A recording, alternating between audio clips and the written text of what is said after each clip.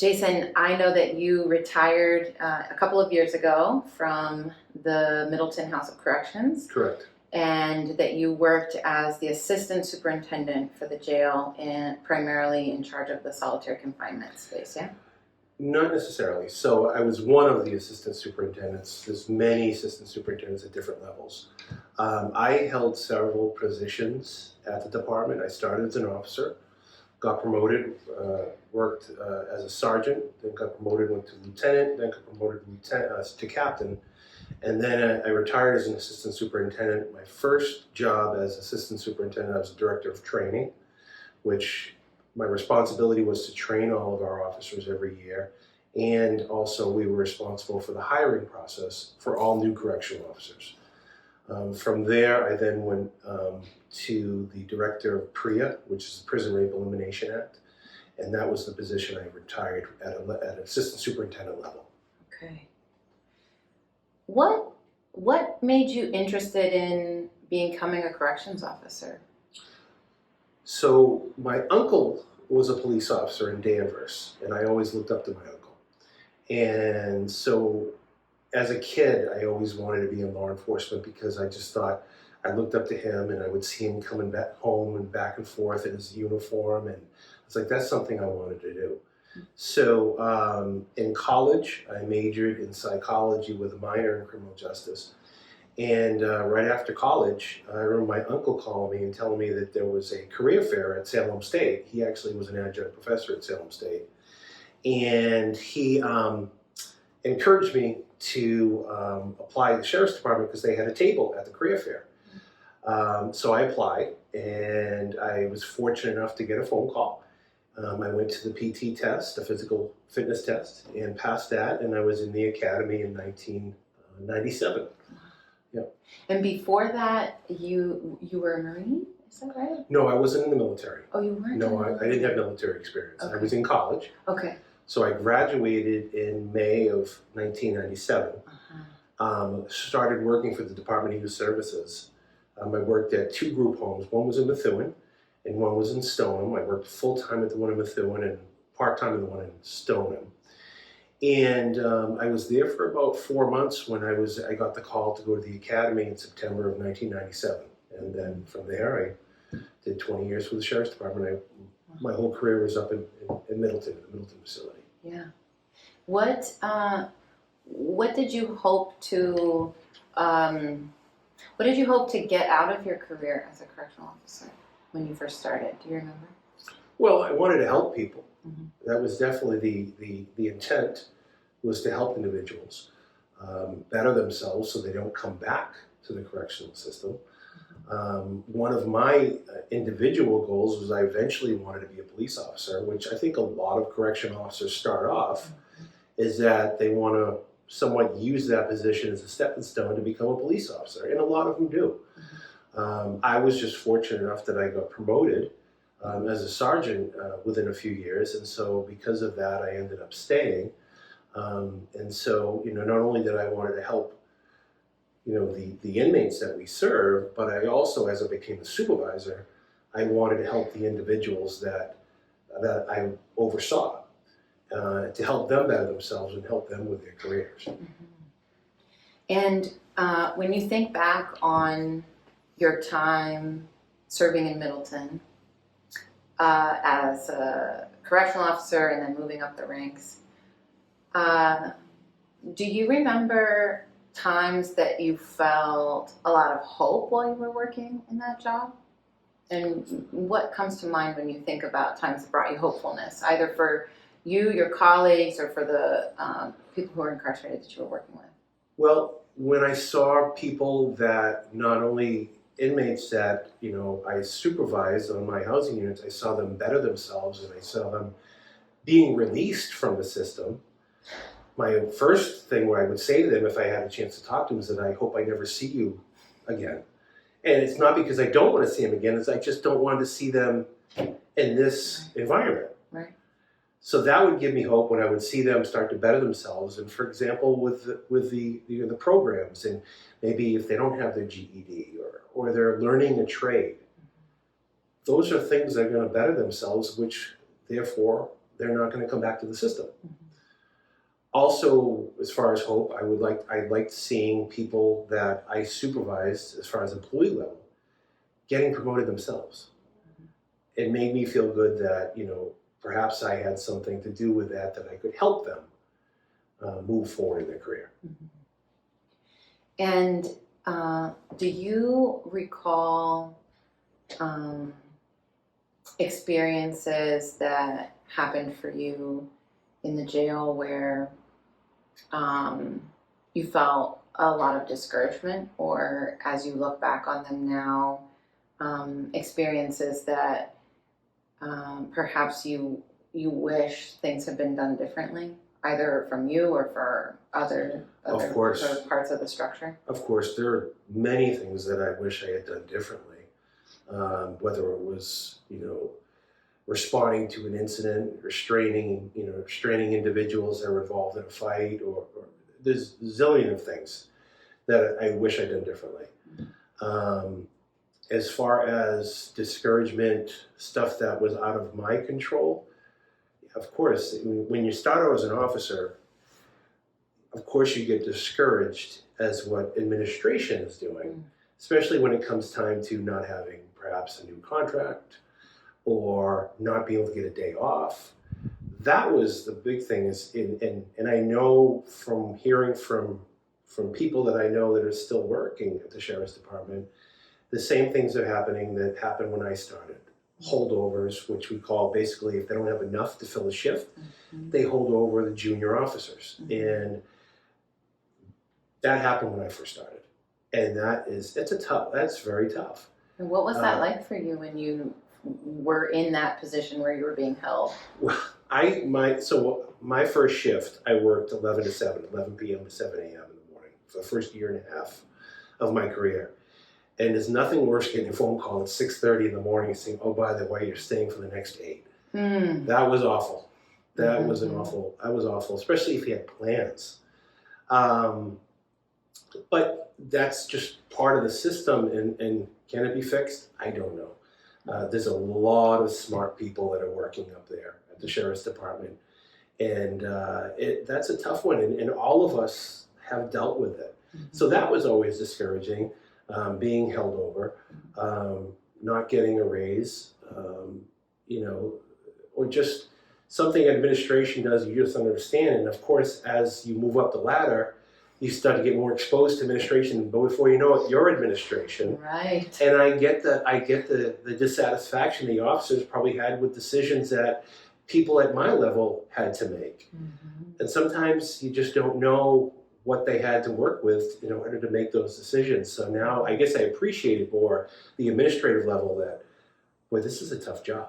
And your decisions are going to have a lot of ramifications on people that work for you or work in the facility. So I guess it's really hopeful in your case that once you did get promoted to those administrative positions, you actually had the experiences of being a junior officer as well inside of the system. So you kind of, even as you made tough choices that maybe people weren't always happy about, you at least did those with an understanding of I appreciated what they did, what the sacrifice was going to mean for people. Because I walked in those shoes.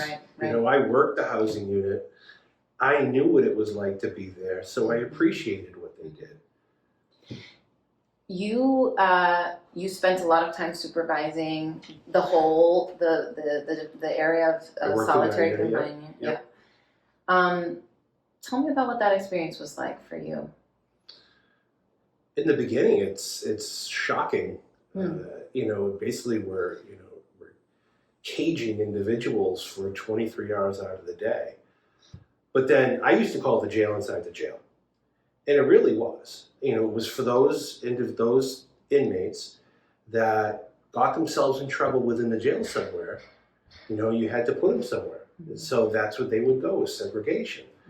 And it was a tough, obviously it was tough for the inmate, but it was also a tough area of work because you have individuals that they essentially lose their mind. And of course, then they lose control. And then, of course, who has to deal with the ramifications? But it's the officers. And so regularly those poor officers are dealing with inmates trying to harm themselves, harm others, fights between inmates, whether it's rival gangs or just people that just didn't care for each other. Those officers in the segregation, they have their hands full. And they do an amazing job of what they have to work with. But over time, you become desensitized. And I say this a lot. I have a friend of mine that I used to work with, and we had lunch recently. He's retired as well. And we talked about how it's like you don't have feelings anymore. You don't care. Like, for example, an inmate comes up to you at the officer's podium and says that my mom died. Can I use the phone? And a lot of times, if it was a bad time, so no, sorry. You become desensitized to what is going on. And I think that's something that all of us, I faced it. And I regret now, looking back, I wish I had done more to help. The inmates that I was in charge of supervising. And my friend that we had lunch with, he feels the same way. He feels like that he didn't do enough. But I understand it, because when you're in the position, it's so easy to become, emotionless. Yeah. Well, and interestingly enough too, because your education background is both in criminal justice but also in psychology, I wonder what it was like for you. What did you notice happening to people when they would go to segregation, and how long generally you noticed that it took for people being isolated from other human beings before you started to see changes happening? What did you notice as far as how segregation impacted people psychologically? Well, mentally, it was a disaster for them, and they would essentially lose their minds. And I can think of many times there were inmates who would be in their cells, and they would hurt themselves. They would, take feces and spread it all over themselves and spread it all over the cells. In a normal everyday situation, most people are not going to do that. But yet, I understand most of the time why they're there, because they're there because of disciplinary reasons, that they're not able to be in general population. But being in a situation like that, they completely lose their mind. And it's essentially, the prison system is essentially a mental institution now. And which we are in need of more mental health professionals. And that system, not just talking about Middleton and Essex County, every facility, there is a need for more mental health professionals. Because these inmates, especially in that condition, they essentially lose any logical thought whatsoever. Well, it makes sense. I mean, the UN has actually been pushing the U.S. for decades now to, cease the use of segregation units like that, because the impact psychologically is akin to the same impact that happens with physical torture. But at the same time, it seems so difficult for our institutions to kind of imagine a different way to discipline, to keep inside of the jail, the community safe inside of the jail from people who are hurting themselves or people who are trying to hurt other people, to keep staff safe. I know this is like kind of a got you question. I don't mean it to be, but as you've been reflecting on your time in that particular unit, have you ever thought about if you had a magic wand, what you would do differently inside of how you would structure a segregation unit differently to both still provide people with accountability for their actions, but at the same time guard and protect against that soul death that you describe happening? I think it's a matter of the unit itself. It's going to be designed as a more therapeutic atmosphere. How do you do that while still maintaining security? Because security is the number one goal in the facility. And like I said before, there are some people that need to be in segregation. Completely 100% believe that. And because there are some people that just don't care. And so they don't care about, abiding by the rules, so they need to be in segregation. So I'm not in I don't believe in, abolishing segregation, because I think there is a need, but I think it needs to be of a more therapeutic atmosphere. Whereas I remember social workers and caseworkers and mental health professionals coming on the unit, and how they would meet with these inmates is through a door, while other inmates are listening to their conversation. The next inmate is right there, he's everything. So how open is that inmate going to be to a mental health professional? Right. So other things need to be done. Obviously, there are times you can't let an inmate out of cell because they may be a danger to that mental health professional. But the atmosphere, the physical structure of the unit needs to be changed for it to be more therapeutic. I look back on it now, and I just remember the mental health professionals come on the unit, and that's how they would meet with these inmates. And I was like, how is that helpful to anything? But yet I understand that the inmate may be a danger to everybody else, but still. They need the programming and the treatment regardless, And do I have an answer for it?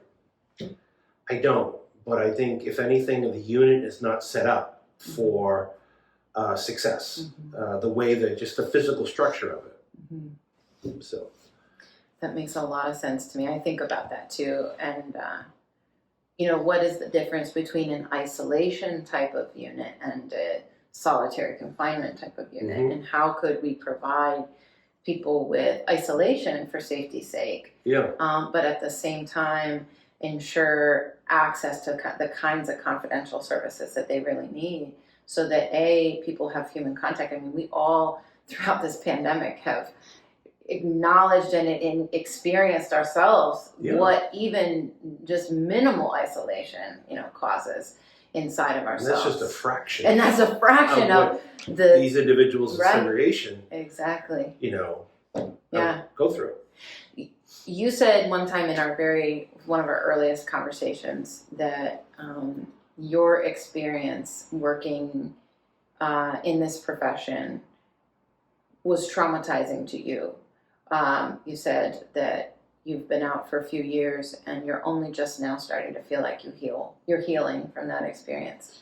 Yeah, I mean, I wouldn't label myself as a victim or anything to that extent, or being I guess traumatized might be a strong word, but I will tell you that I'm now starting to think like a normal human being. Whereas when you're working in the facility, you become, like I said, desensitized, you become non-trusting of everybody. And I'm just starting to realize that when somebody's being nice to you, doesn't mean they want something, that they're legitimately being nice. So for example, my mother, we were talking, I don't know, maybe a year ago, and she's like, oh, I really like that person. And I said, no, I don't like them. And she's like, why don't you like them? She says, I said, they're too nice. And that's the mentality, because generally especially as an officer, when you're working and an inmate approaches you and they're being overly nice, all right, what do they want? And then secondly, with coworkers as well. A lot of times if somebody's being overly nice, of course you're skeptic, and you believe, all right, what do they want? This is such a political atmosphere. Yes. Some kind of. It's a political atmosphere that's created starts at the top. I can just think back in my career that I remember some administrators would encourage staff to be at each other's throats, which is such unhealthy. And mind you, this is my first full-time job.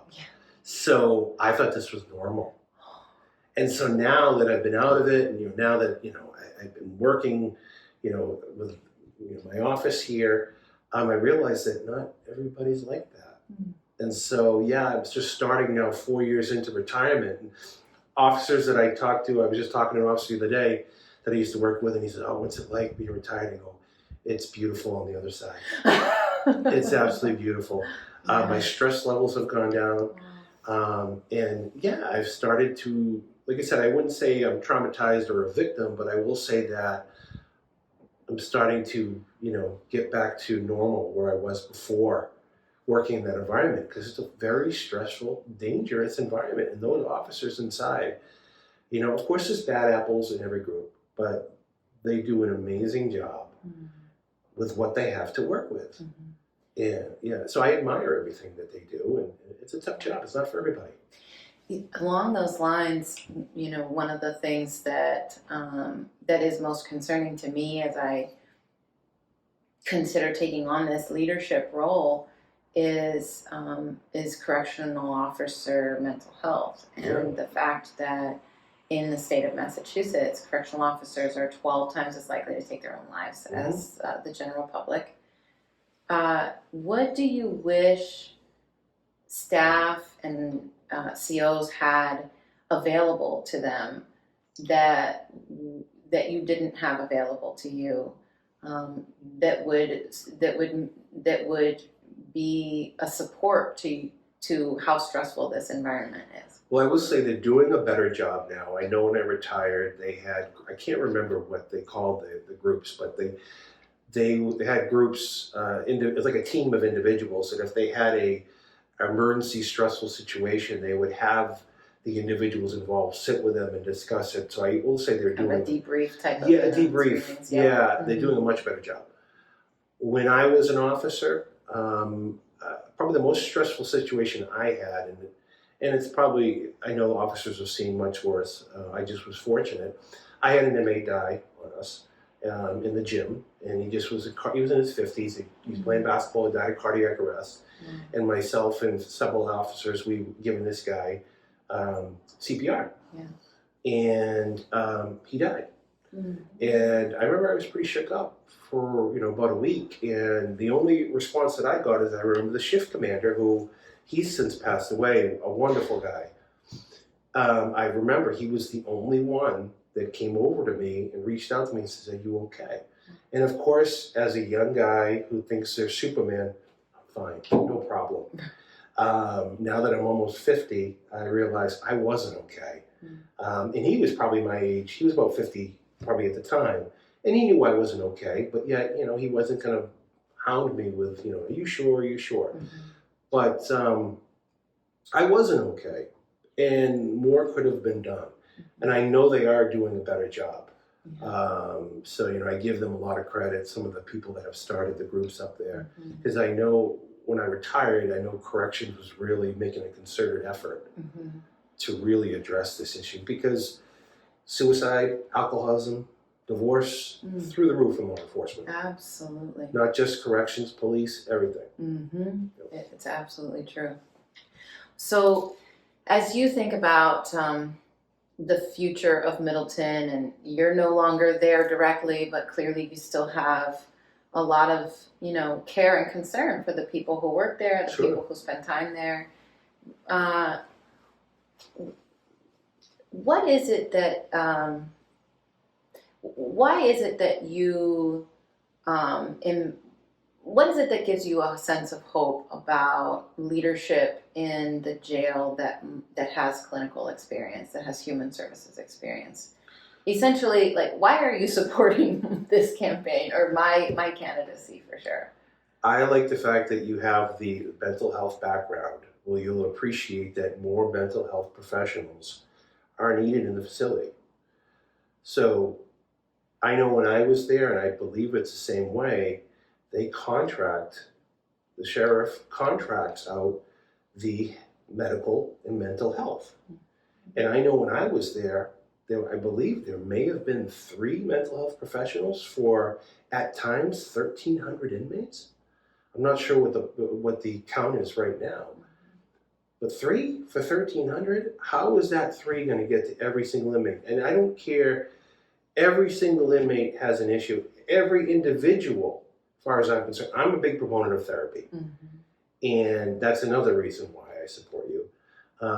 Even people that think that they're okay, I think everybody can benefit from therapy. And just 3 individuals to account for 1,300 inmates, that's going to be enough. So you need somebody in that seat that appreciates that, which is going to make sure that that is more to the forefront, or move it up the list of priorities.